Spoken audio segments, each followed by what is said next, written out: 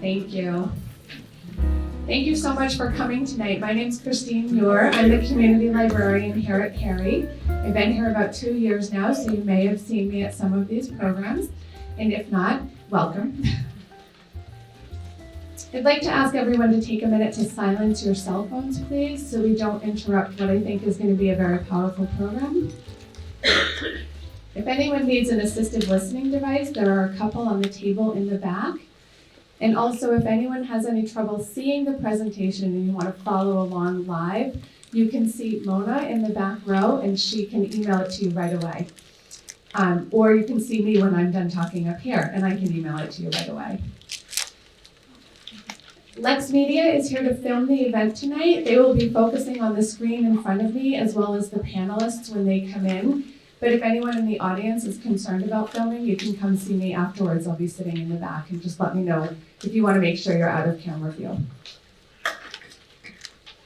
We are not going to have a formal question and answer session tonight, but we will try to wrap up the program in time that you can mingle individually with each other and with the panelists if you'd like to.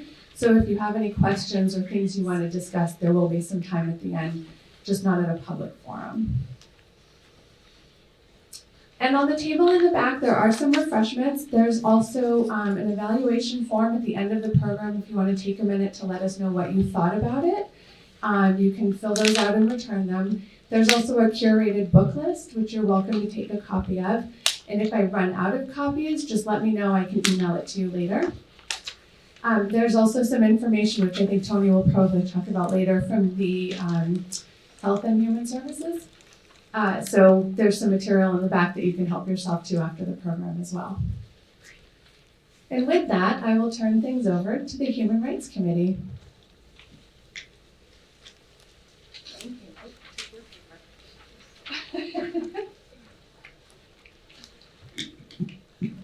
Hi, good evening. My name is Fang Yin. I'm the member of Human Rights Committee in Lexington. So let's get started. Here on the slide, the first slide on some issue that we will be addressing tonight.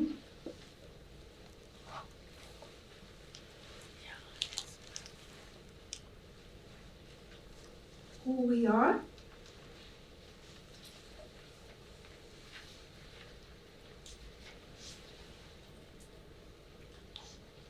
Who we really are.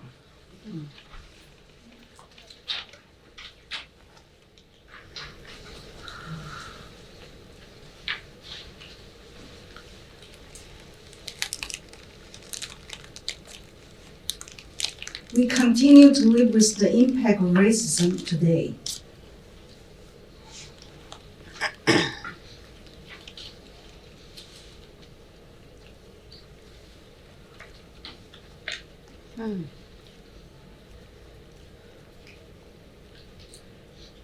You know, I hate it when people say, but this is Lexington.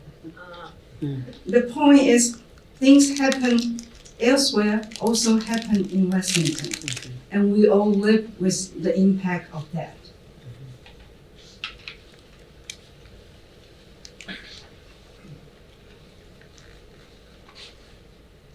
Many residents with disability in town continue to struggle daily in order to function in Lexington, whether it's a student going to school for an education or simply a person going to town for a cup of coffee.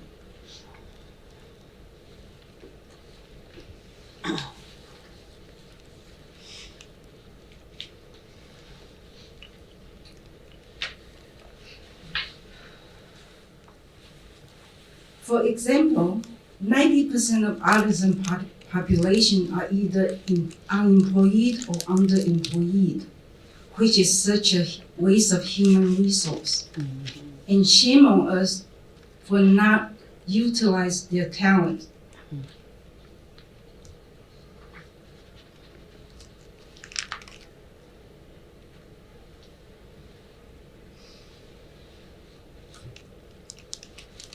Stereotype exists in Lexington too. What a shock. I would like to remind people on how we interact with others. our action or inaction can and will hurt people.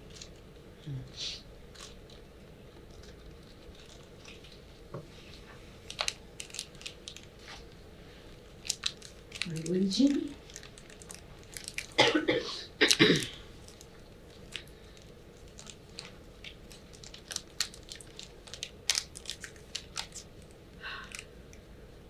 Recently, we have seen an increase of crime against various religious groups.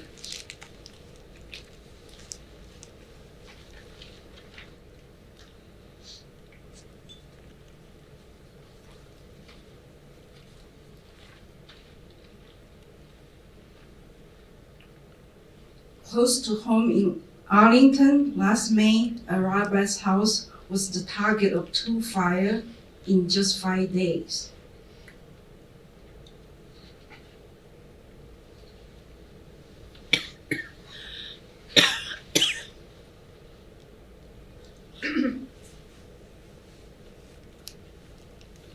And it's also hard to believe that we are almost in year 2020 and women are still getting paid less than their male counterpart for performing the same work.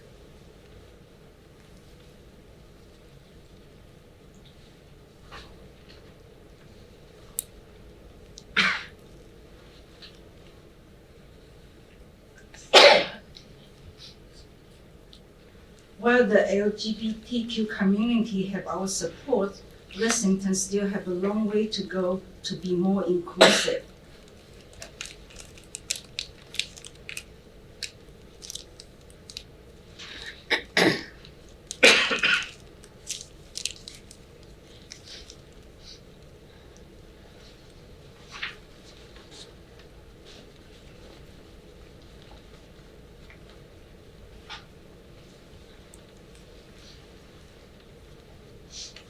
The data is really alarming, and the LGBTQ community can use our support to help Lexington to be a safe place for them.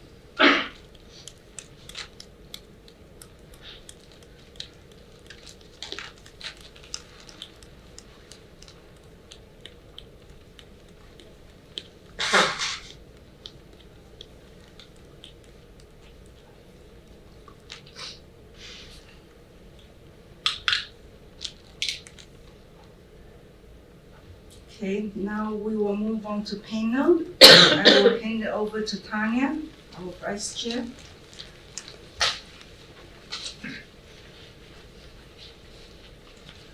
Thank you, Fang Ying, that was awesome. If anyone can't hear me, let me know. I am going to ask our panelists to come up and give you a brief overview of each person.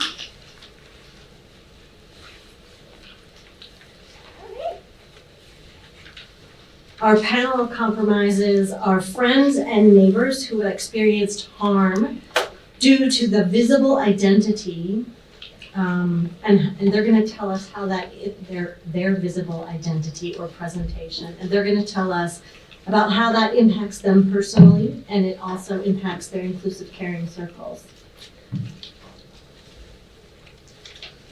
So Peter Lee, who's in our middle here, is a 28-year-old resident of Lexington, his wife of 33 years, and they have raised 4 sons, all graduates of the Lexington public school system. Peter was always active as a volunteer, perfectly suited for Lexington. He has coached his son's sports teams, served on numerous town boards and committees, and has been a member of town meetings since 2007.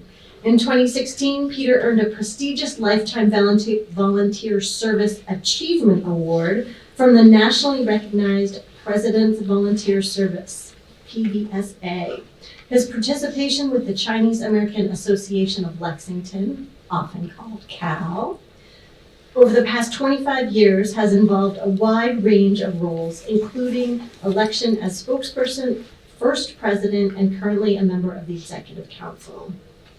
Victoria Buckley, on our far end, is the chair of the Commission of Disability and town meeting member. She is a master level clinician who has been working as a psychiatric occupational therapist for over 35 years. She travels on missions to Uganda and Mexico to help children with disabilities. Victoria and her husband have raised 4 children in the Lexington Public Schools, and she is a tireless advocate for the rights of those with disabilities. Rabbi Lerner, right here next to me, is the chair on the Commission of Disability and a Town Meeting. I'm sorry, I just read Victoria again. Rabbi Lerner has served as a spiritual leader for Temple Unit in Lexington since 2004, and he is a past president of LICA and the Massachusetts Board of Rabbis. Jeffrey Toronto, next to Rabbi Lerner, is a longtime member of the Lexington Human Rights Committee and has a mission to stop discrimination of all kinds. Amber, please say your last name for me. Iqbal. Okay, thank you. Iqbal, so I don't damage that, is originally from Pakistan and is a resident of Lexington for the past 9 years. She likes to engage in community work and especially with the goal of fostering interfaith understanding. And Jay John in the middle, Johns, is a non-binary transgender Southern transplant. You may already know them as one of your friendly neighborhood children's librarians. I think I didn't miss anybody, did I? All right, that is our awesome panelist. They're each going to share with you a personal story. So I am going to ask everyone in the room for a little bit of empathy because sometimes it is hard to share stories that have been very impactful in your life. And there are tissues in the back, and anyone can pass the box, and there's a few up here for anyone. For the panelists, there are 2 microphones. Please just pass them along. You can take them out if you need to. Rabbi Lerner is being very generous with his time and has to dash off, so if he just ups and leaves, please respect that he just has so many places to be that he is being kind and generous enough to give us his time. As are everyone on the panel to share their stories. So I'm going to let Rabbi Lerner start, and I will ask some questions after you all have your story. Thank you. Thank you so much for your introduction to the other panelists and to all those who are here. I was asked to share something about anti-Semitism, and it's strange because in the year 2019, I wouldn't think that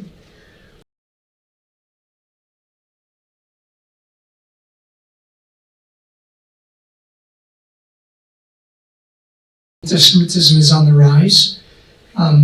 Incidents in our own schools, swastikas being drawn in various places, you get more and more of these kinds of experiences shared with me. And Jews in the United States, for whatever reason, even though making up a fairly small percent of the overall population, make up some 12% of all the hate crimes committed, which is way out of proportion with the population and the #1 most targeted religious group here in the United States. And we see this especially among Orthodox Jews. Here in Lexington, I'm fortunate to say that I haven't had many experiences. The only one that I can think of is when I was walking one night down a Concord Road and someone saw me with their kippah, with my kippah, and they kind of slowed down their car and said F Jew as they, out their window. Not enough to make me feel, that upset, but clearly something designed to intimidate and to frighten you. And, I think that's the kind of reality of the world that we live in, and that we only see that on the rise. The story I wanted to share took place many years ago when I was growing up on Long Island. And my father, like myself, is a rabbi, and was a rabbi in a synagogue. And like many churches that have parsonages, homes for their clergy, we lived in a synagogue parsonage near the synagogue, and everyone knew in the neighborhood that this was the rabbi's home. And the incident that took place was on the eve of Halloween, when I went to sleep as a child and woke up the next morning to open the front door to get the newspaper and to find an unbelievable scene, to see the whole front lawn strewn with toilet paper all up and down the lawn, and a putrid smell, which had come from the raw eggs that had been thrown at the house, and drawn on the front wall were Nazi swastikas on all over the house. And I'll never forget that image. It's kind of seared into my mind, and really caused not only a trauma of that experience and the feeling of hate that my home would be targeted, but also really created a dislike for me of Halloween for many years. Did not want to have to do anything with a holiday where people saw that that was part of the way they wanted to celebrate the day, and still remains. I'm blessed to live on a block that has a lot of different people today here in Lexington, and have gone out with my son on Halloween to a different kind of experience. But that memory really has seared into the core of who I am to this day. Thank you. My name is Jeffrey Toronto. I wanted to read my story to you right here. I am part of the Human Rights Committee. We work to prevent discrimination in the Lexington community. I have felt discrimination numerous times. I have been treated differently because of a diagnosis that is clearly not my fault. I have been bullied by different people because of my disability. The people who have bullied me were mainly my classmates from the public school system here in Lexington many years ago. However, I have been treated wrongly by others as well. There was a time, not too long ago, when I was walking down Bedford Street in Lexington, and some adolescents started to harass me because of my disability. My mission for my career in human rights is to protect the rights of many and stop discrimination of all kinds, including the rights of people with disabilities, but not limited only to them. I want to see the day when people with a disability are given equal rights to fair employment, to fair housing, to the right to exist without being bullied, and to have equal rights under the Constitution of the United States. People who have a mental disability are more often the victims of the violent crimes rather than the ones who commit them. There is a dangerous stereotype. It is very harmful and wrong. I appreciate that you have given me the time to share my thoughts. Thank you. Thank you.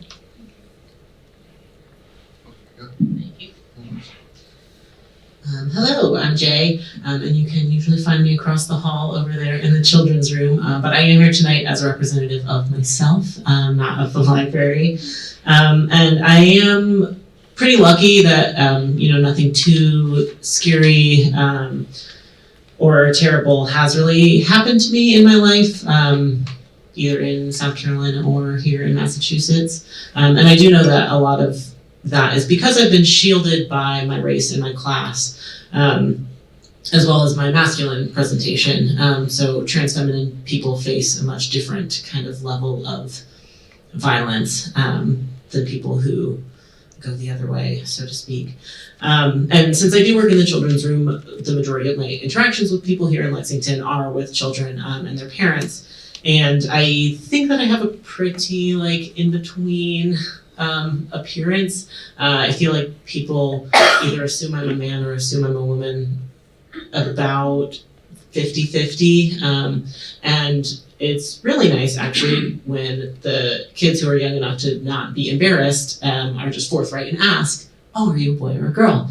And sometimes they will accept the simple answer of, oh, I'm neither, I'm a non-binary transgender person, and they just kind of go,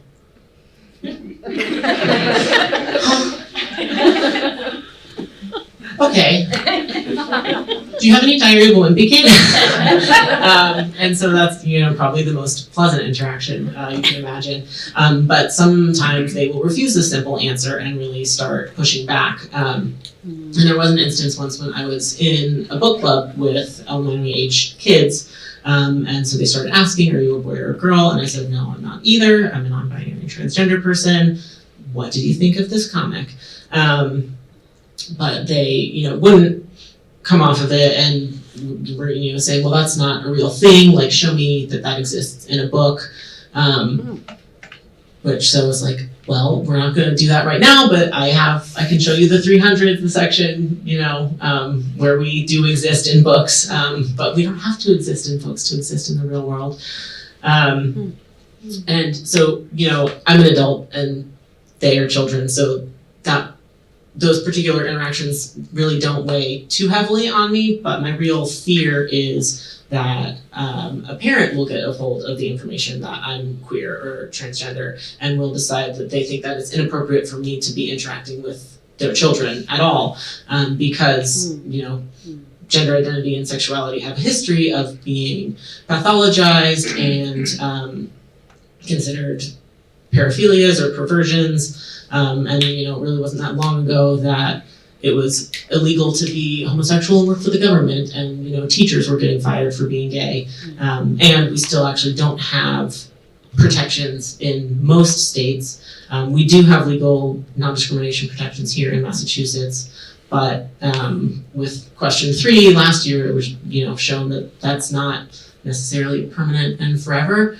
And it was really upsetting to see the no on 3 signs that were scattered around Lexington here. So my real thing is just kind of this underlying current of anxiety that someone will decide that it's not okay for me to work with children, when that's what I'm good at and that's what I enjoy.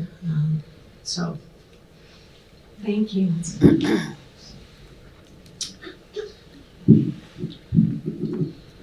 Hi, my name is Peter Lee. I'm happy to be part of the panel, and thanks to the committee for organizing an event like this. I'm here with the Chinese American Association of Lexington. We were organized in 1983 to represent Asians, to educate and help assimilate. Things have changed. Like the rabbi, I really have been very fortunate not to have experienced any egregious hate behavior. Mostly when I was a kid, I think, was my experiences such as it was. I think times have changed a lot in the 1 or 2 generations. I was born in the 50s and grew up in the 60s, and so kids that want to make fun of you because you're different probably were not terribly, serious, or they didn't have any, what did they do? They, tried to mimic, what they thought was Chinese words, or, sing-songy kind of, kung fu type of things. And, I wasn't fluent at the time, but my parents immigrated from China, and so I understood what Chinese sounded like, and if we misbehaved, you definitely heard, some Chinese, that was just sort of the way it was. Growing up, so in elementary school, people would try and make fun of the fact that you're Chinese, and they would try and make noises and sounds, and it was not a big deal. I would look at them probably more confused than anything else. It's like, dude, what are you doing? Nobody does this. So one time, 2 times when I was in elementary school, I think I went to a parochial school, so there were nuns, and I think there was a kid actually was making fun of my sister. So, that was a situation where I thought, that's not cool. So we had a little fight, such as it is when you're, 10 years old, rolling around on the playground, and broken up by the nuns, which is kind of disappointing. But our penalty was go to church. And we were forced to go to church for the rest of the week. And then when people were making fun of that I was different, I went and told my parents, and I said, what do I do? And they said, well, if you want, we can teach you to write some Chinese characters and pronounce, and education, and I thought, okay, let's do that. And so, the characters did not look good. The pronunciation, I guarantee you, did not sound good, but it was, education for an elementary grade class, my classmates, and my teacher appreciated it, and I think my classmates appreciated it. So it wasn't that big a deal. I basically chose to ignore it, and I thought that was kind of the best way to go, and share some culture, because I think that also, some people, they want to make fun of you. Maybe they're not that educated themselves, or they're a little ignorant, and maybe they're, they honestly don't know what's going on, or they just want to get a rise out of you, see what your reaction is, and if you don't do anything, they don't know what to do either. So it just sort of goes away. But again, times have changed, and I can't imagine the kids nowadays what they have to go through. I mean, when I was growing up in Winchester, I was the only Asian kid in my class of 350. So my kids growing up in Lexington, if you didn't have 2 or 3 Asian kids in each class, it was like, wow, what's going on? And so now you probably have, 4 or 5. I mean, all my kids have graduated, so I don't know, but it's very inclusive, very accepting, and I guess Lexington Public School Systems is kind of a magnet for people that appreciate good education. And so we have a lot of diversity, and that's, I think, a wonderful thing.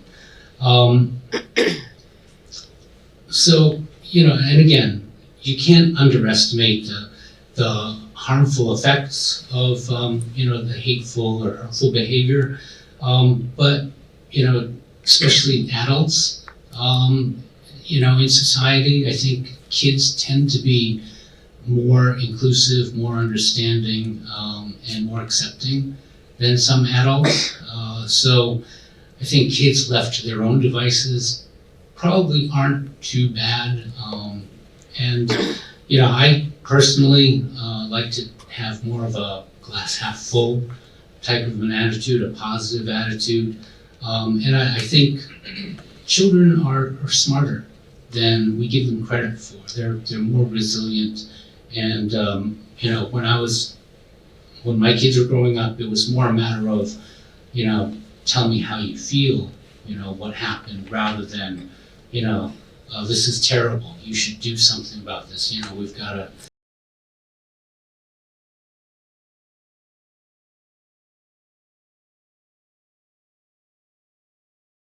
This, or this is what happened.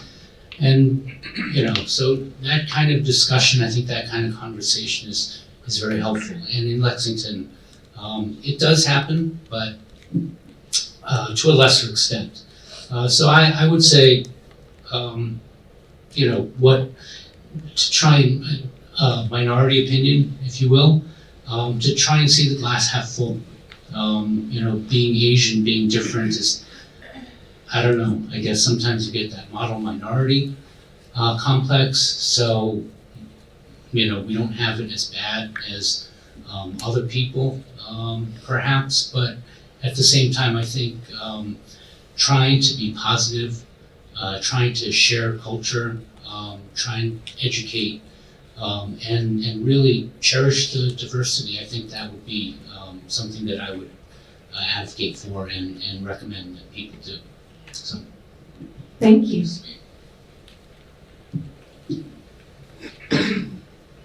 Hello everyone, my name is Amber Iqbal, and as you can see visibly, I'm a Muslim. And before moving in Lexington for good, we were living in Bedford, and we lived in this small community, townhouse community. And since my children were very young, there used to be a bunch of kids playing outside. And I being one of those helicopter moms, I always wanted to watch my kids. So I used to watch them every day, and the rest of the parents in the community, seeing me that I was there all the time with my children, they completely trusted me with them, and they knew that their children were safe with me. So I used to watch them, and and I had made good friendship with all my neighborhood people, sending them treats once in a while. I used to do some desi cooking, if you've had biryani and samosas and all those things. I used to cook once in a while. Not that much. Once in a while, I used to cook and send them around the neighborhood. So I had made pretty good friendship with all of them. So I have lived there for about a year when that news broke on all media channels that Osama bin Laden has been captured and killed in Pakistan, and it was a shock. And I was in disbelief because, to be very honest, I had been there. I just came to US just 4 years ago. I got married here and I just came 4 years ago. And the Pakistan that I had left behind was not the same as the media was portraying at that time. And it was like, if you have visited Pakistan, if any of you have the chance of ever going there, it's a completely different place than what it has been portrayed in the media channels. So while I was still, I was still in a shock and disbelief from the news.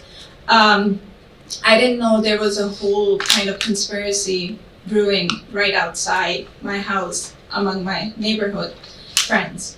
There was this family whose children I used to watch. So that one of the parents, they started going from door to door telling all my neighbors that, well, she is a Muslim and she is from Pakistan, so she definitely must be a terrorist. And she was going door to door telling everybody that we need to search her house because she could be hiding bombs in there. And it was shocking. And, you hear about these stories down in the South and, in Texas, on all these places. But it just happened right here in Bedford, neighboring town to Lexington. And luckily, we didn't live there for a long time after that. And luckily, nothing happened after that because the rest of my neighbors were very kind and they did not believe anything she said. And they were very nice to me. They came up to me and they were like, what has been happening in your country or with you, we are very sorry and we have sympathy for you and everything. But it left me wondering that, how many other kind of people out there who believe in such kind of stories that, the media is trying to portray, and how many other people are there who have the kind of thinking that she has, and what if people actually believed her? How would it have ended for me and my family? So it keeps me, thinking that it could have been a different way if people did not actually, respond to it the way they did. So, thank you to Human Rights Committee for letting me share that story. And I just hope that the next time you see a woman like me wearing a hijab, instead of, having all these assumptions, you just go up to her and say hello. Thank you. My name is Victoria Buckley, and I'm the chair of the Commission on Disability for the town. I think what we're talking about is assumptions that hurt and that are not realistic, and they're made by prejudging people, which is what prejudice is.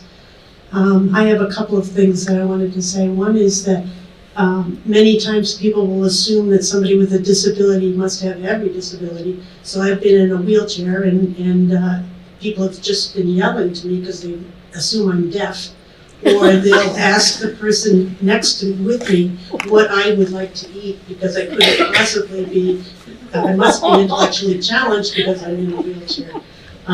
It's those kinds of assumptions that just are unbelievable. But there are sometimes there are other things that happen, and one that happened in Lexington Center was when I was trying to cross the street. This time I was on my crutches, and I was having a hard time because I have had a broken leg on top of my other disability. So somebody was trying to help me cross the street, and in trying to help me cross the street, they were like actually pushing me into the traffic. It was actually getting dangerous. Crutches dropped. It was like they were dragging me out into traffic. And as I was telling that story at the Commission on Disability, several people on my commission said the same things happened to them. I think the one that probably hurt the most, and I'm not really proud of my own action with it, but I'll tell you about it anyway, was I was in the Lexington Stop and Shop, and it was a wintry day. It was kind of slippery. It was the road, when it's slippery outside, the grocery store floor is a little slippery. So I was really being careful, trying to get around and get a few things on my crutches. And I went down this aisle, and this woman was in a very long conversation with somebody else. And I asked her if she could move a little bit because I couldn't get by. And she moved a couple of, barely a little bit. I still couldn't get by, so I asked her to move again. And she finally moved, and she went, huh, and moved, and then let me go by. It didn't really dawn on me that I was going to see this person over and over again as I traveled through the aisles. So I went to the next aisle, and there she was again with the same conversation. She wouldn't move. I said, could you please move? I can't get by. And she didn't. She moved just a little bit. I couldn't get by. I said, could you please move? I can't get by. And she turned to her friend and said, I really don't think they should let handicapped people out in this kind of weather in this store in Lexington. Oh my God. And I was like, whoa, okay. And I have to admit that my answer was, well, ignorance is a handicap. It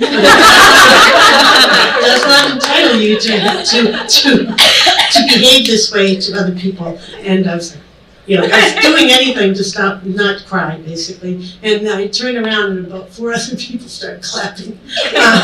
So I think that, which actually made me feel a little bit better. But it was a very negative, hurtful situation. It really was surprising to me that would happen. But there's so many different, there's another story that somebody had from my commission, a member of ours, who was crossing the street at near Wales Copy, and he was in the crosswalk, and a woman came really fast in an SUV, and right in front of him, he had his white cane out. He was very visually impaired, and he was so angry that he went up with the cane, and of course hit the car. And then thought to himself, well, this is not good. This is not going to end well.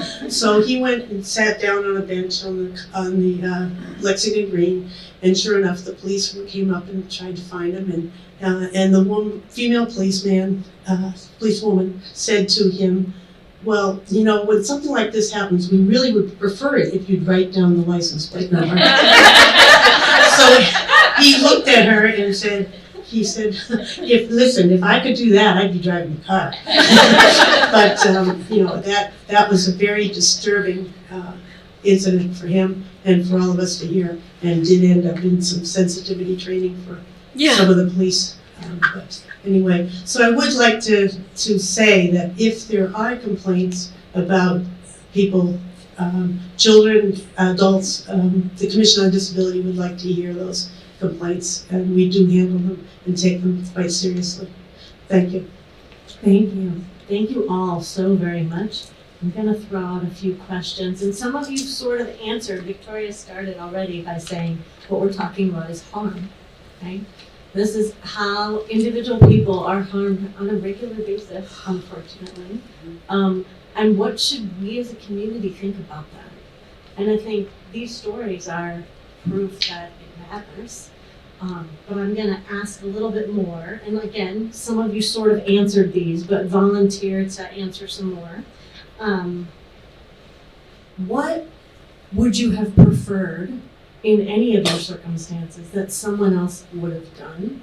And if you shared your story with your inclusive caring circle, what did they say, and how long did that feeling of harm last for you? So there's 3 sort of thrown out there, because it depends on the story you told, which one fits your situation best. But anyone, please feel free to volunteer, or I can start picking on people.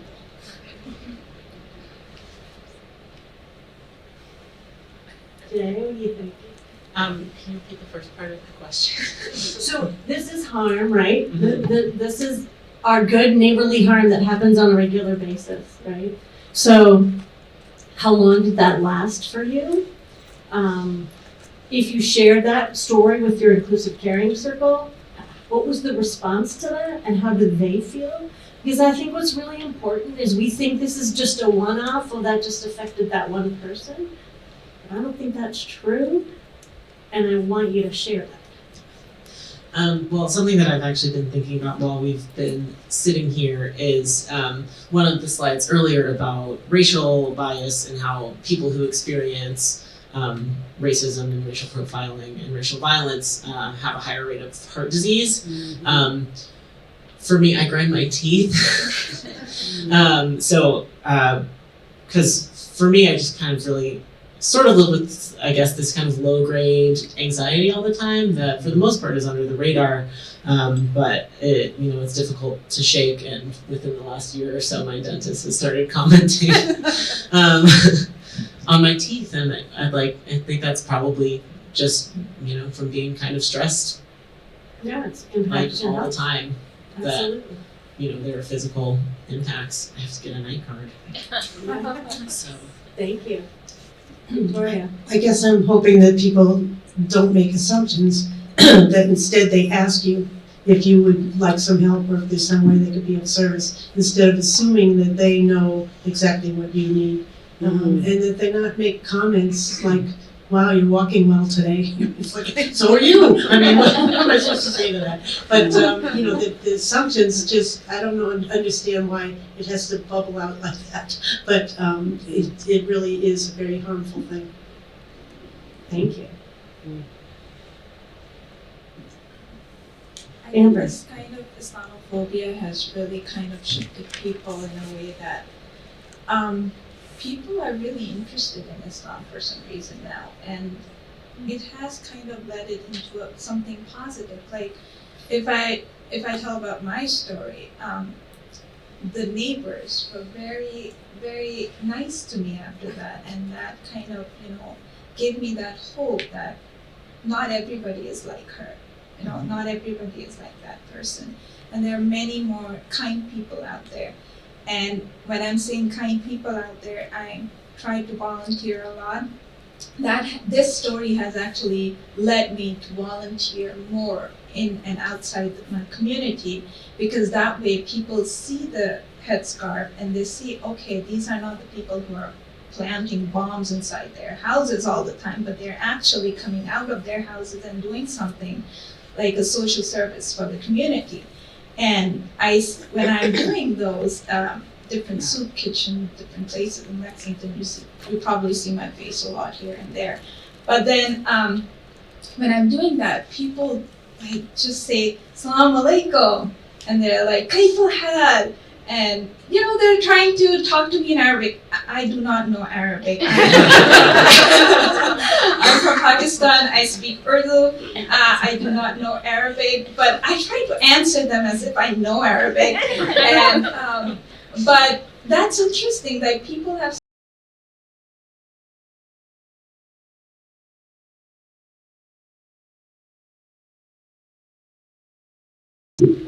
Go ahead. Jeffrey. So when it comes to me, when I've been discriminated and I've seen a lot of hateful behaviors towards people with mental disabilities, there was a time, probably the time I was most insulted by someone else's behavior. There was a time I was heading home from work, I was on the red line going towards Alewife Station, and there was this woman on the red line who was saying hate speech towards mentally disabled people, calling them dangerous and saying they shouldn't have guns and they're very terrible, violent people. Well, that was one of the most insulting things I've ever heard. That's probably the time and I was discriminated, my feelings were hurt the most. The truth of the matter is people with mental disabilities are much more the victims of violent crimes. Less than 1% of the mentally ill have created mass shootings. They're much more the victims. And I'll say that was like, if you want like an example of a time I was discriminated the most, that was it. And funny enough, the time of that era when she said that, it was right after the anti-Second Amendment protests in Boston. And wow, my feelings really hurt that day. I mean, and she was teaching her kids to say that stuff too. So it was like one of the most cruel things we'd ever say. You're taking benign people and profiling them as mass murderers. I hate to say it, but it was, what she said was completely wrong. She should not be able to talk that way.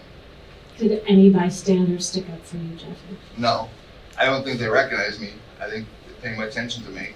But I think to teach your kids to say that stuff, sorry if it ain't right. I wanted to follow up on what you said. I think one common thread in a lot of these stories is the need for an upstander, and the realization that we are all in that role all the time.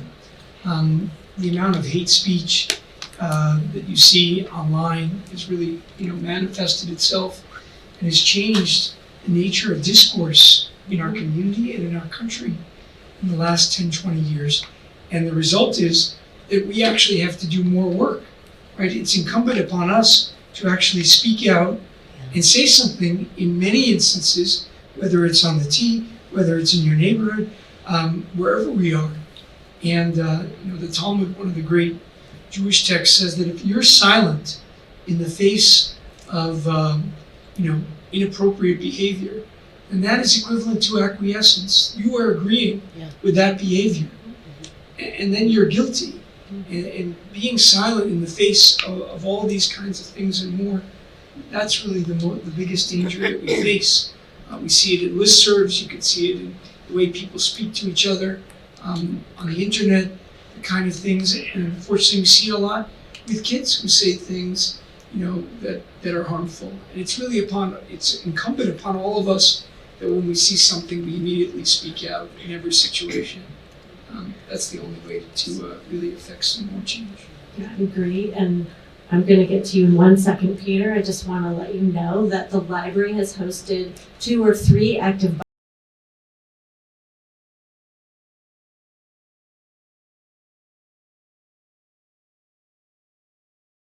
those classes, and I'm sure that if you ask, the library would be more than happy to promote another one and ask us to come out and do another training. And Peter, I'm going to jump right to you. Sure. Val just said there's one in January, so we will get that information to you at the end. Thanks, Val. So I just wanted to add, sort of follow up what the rabbi was saying. When Cal was first formed in '83, there were not a lot of Asians in town, and one of the things that we really, at the beginning, we thought we need to provide a voice. We need to represent Asians in town, town meeting, or on boards and committees, and so we've been focusing on, drafting town meeting members, getting people involved in the community, just sort of on the thought that Lexington is a town of volunteers. And if you volunteer in your area of strength, whatever you feel comfortable with, the more exposure there is in town, not just of Asians, but obviously Cal is trying to promote that, it would be helpful. And it would contribute to society, to the town, and it would get you out there as well. And so we thought that was a very positive thing. Obviously now there's quite a few more Asians in town. Cal is one of 2 Chinese organizations. So clearly there's probably not a lot of work that we need to do in terms of representing anymore. It's more helping Asians fit in, assimilate, and contribute to society. Thank you. Okay, I'm gonna ask one more question. This is gonna go to skills. How can we disagree without being disagreeable? And how can we be polite and state our case without watering down our point? Anybody have thoughts? Yeah, jump in. Thank you. So I think one of the key things we need to do as a community is to find more opportunities to get to know someone and to ask them questions. Maybe one of those children would ask you, Jay, well, what does that mean, that descriptor that you offer to them? And I think that we should try, it's not always easy, but to approach each moment and each person from a place of curiosity. And be curious about them and ask them questions. And that goes to what was said earlier about making assumptions that we often do. And if you ask someone about themselves and you're curious and have that orientation, it can, create a different kind of openness. And even when you disagree, to ask someone, tell me a little bit more about why you hold that perspective, really changes the nature of the conversation and the interaction. So that can hopefully lead to a different kind of engagement. Thank you. Jay? Something I think about a lot is intent versus impact, and intent and impact. And so something that you hear a lot is that, your intent doesn't matter, your impact is what matters. I didn't mean to stab you in the back, but now my knife is there. But I didn't mean to, so what are you gonna do about it? But I also think that people are very quick to be defensive of their kind of ideology of their self as a good person. Like, I'm not racist, I'm not homophobic, so therefore I couldn't possibly say something or do something that would harm you.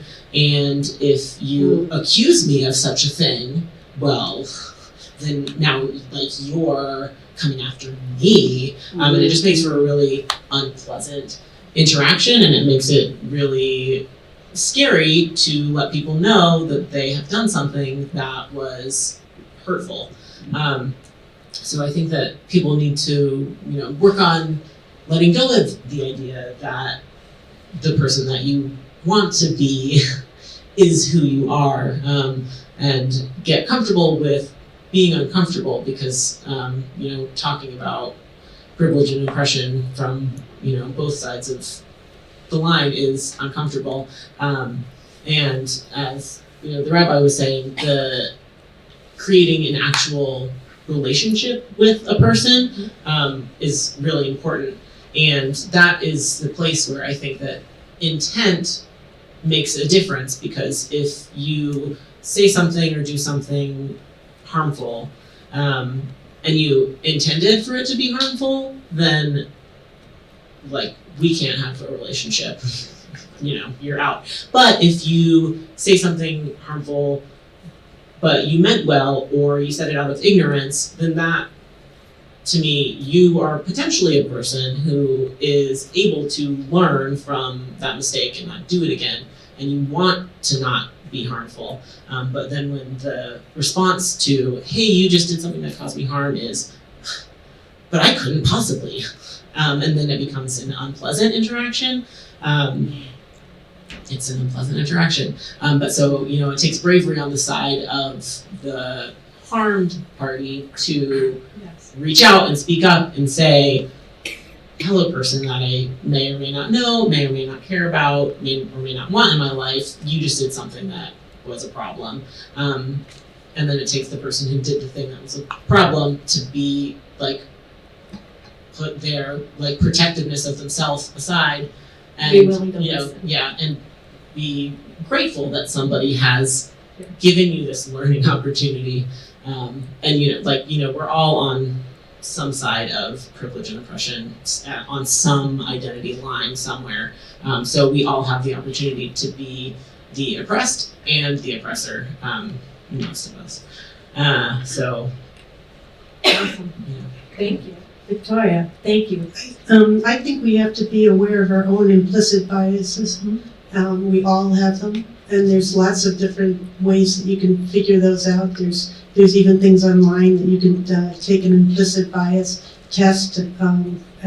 One's offered by Harvard, and it's interesting because once you are aware of where your lines and your implicit bias is, you become more aware of how you're treating other people, and you become more aware of how to be kind. And I think that's important. I think that's huge. I have a couple things that triggered for me, which is Rabbi Lerner, you mentioned online stuff, and I know that Temple Amuna is going to host in the spring Screenagers 2.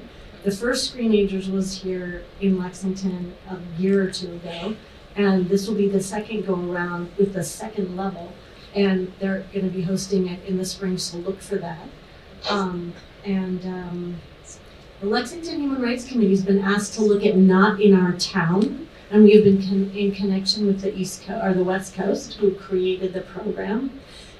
It's a program. They also have a Not in the Schools program, but the Not in the Town program takes a whole lot of work from a lot of people in town. So we'll be asking all of our amazing volunteers who we dragged here today to reach out to their communities, and all of you to reach out. And if you think that this would be a program which has been in a lot of towns, and I encourage you to jump online, Not in Our Town, NIOT.org.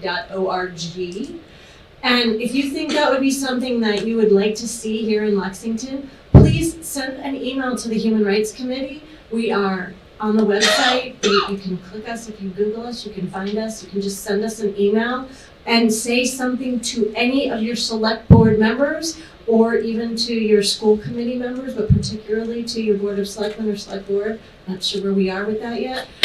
But let them know that that's something that you want to see and that you think that would be helpful in our town, because we would love to do that. And that's all about kindness, and it's all about stopping harm before it happens and before it escalates into a problem. With that, I'm going to say thank you all so very, very much for sharing your stories and your comments. And I'm going to ask Georgia to come up and do a quick close. Hi everyone, my name is Georgia Swan. I think we can all agree that those stories were very powerful, and that we're very grateful to our panelists for sharing those with us. I'm just here to make an introduction and to talk about how Lexington is making strides towards being that shining city on a hill, and we have several initiatives, including educating people on the value that all human beings hold in our community. I thought I had a slide. Here's a slide. Oh, I don't know how to do this. I got to join it. Enter? There we go. Okay, here we go. Right. Got it. Okay.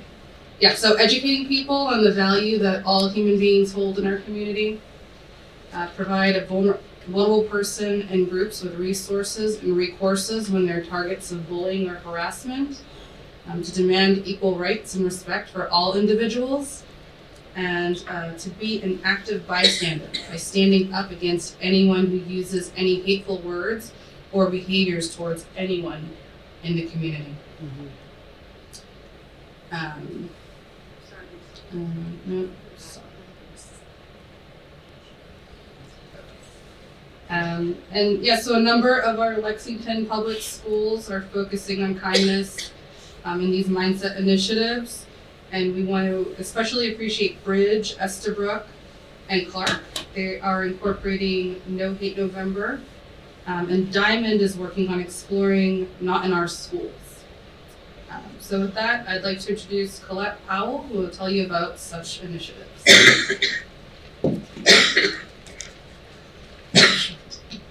Hi gang, so I'm going to talk briefly about understanding our differences, which was really interesting hearing you all talk because about 4 years ago, a group of 4 parents who all had kids with disabilities were sitting around here sharing war stories. And we were like, wouldn't it be great if our school had a disability awareness curriculum for kids? Because I think a lot of the issues start with little kids, and that's the perfect time to kind of educate them and let them know it's okay to ask questions and how to talk about differences in a healthy way. So, we decided to kind of stop talking and start trying to actually do something. So fast forward a year, and we met with our principal at Harrington and pitched her a disabilities curriculum. And she was very supportive and decided to fund our first 2 units of the Understanding Our Differences curriculum. Understanding Our Differences is a disability awareness curriculum for 3rd to 5th graders that was started in Newton about 40 years ago. So if anyone grew up in Newton, you might have gone through it.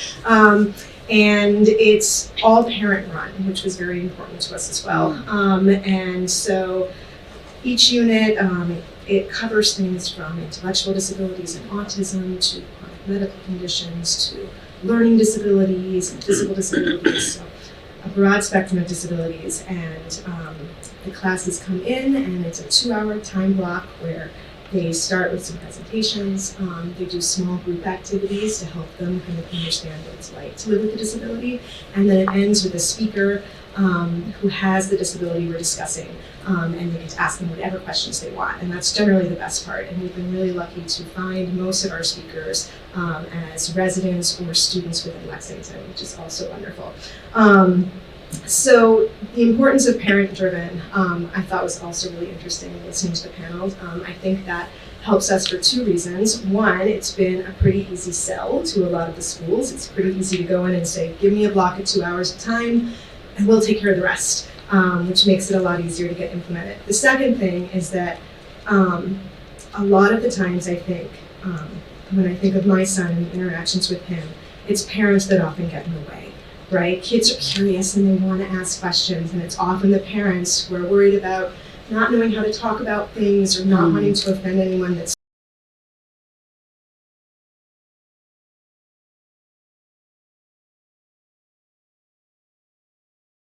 talk about things. And then they're there and they get to watch their kids do these programs, and hopefully can kind of pull that forward into the community and talk to their friends and neighbors about it. And it's been really successful at Harrington.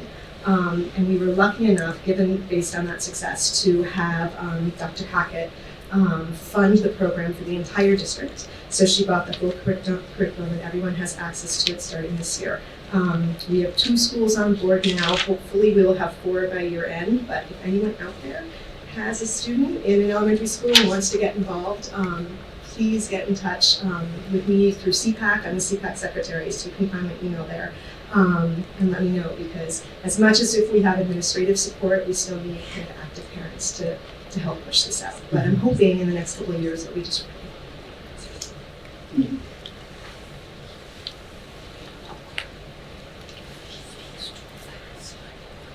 Hello, everybody. First, I want to thank Human Rights for putting this on. This was incredible, and also the panelists. Thank you so much for sharing your powerful stories today. It's wonderful. I just want to talk real quickly about Human Services. My name is Anthony Siri. I'm the Assistant Director of Youth and Family Services for the town.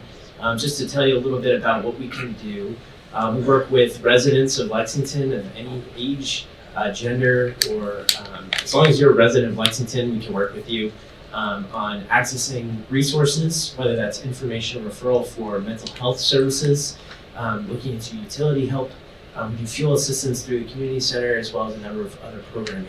I brought some handouts for you in the back. We also partner with NAMI, which is the National Alliance on Mental Illness, as well as William James Interface, which I should mention to you all. If you are a Lexington resident and are interested in getting mental health treatment, you can call the Interface Referral Helpline and be connected to a therapist. It's a very unique opportunity for Lexington residents, and it's also free. So I highly recommend it. I'll be here a little bit after, so if any of you have any questions or would like to speak with me, I look forward to talking with you all. Thank you.